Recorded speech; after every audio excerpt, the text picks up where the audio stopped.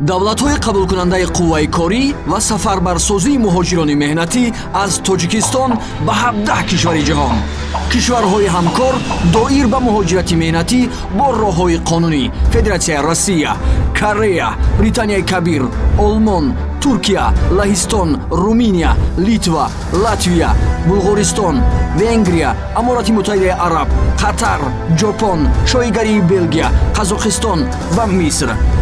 хадамоти муҳоҷират, агентӣ бо кор таъминкунӣ дар хориҷа, муассисаҳои давлатӣ, марказҳои машваратӣ ва омодагии пеш аз сафари муҳоҷирони меҳнатӣ дар шаҳрҳои Душанбе, Хуҷанд, Бохтар ва Хорух аз шумо даъват менамоянд бо роҳҳои қонунӣ сафар намоед, то ба доми фиребӣ қаллобон нафтед.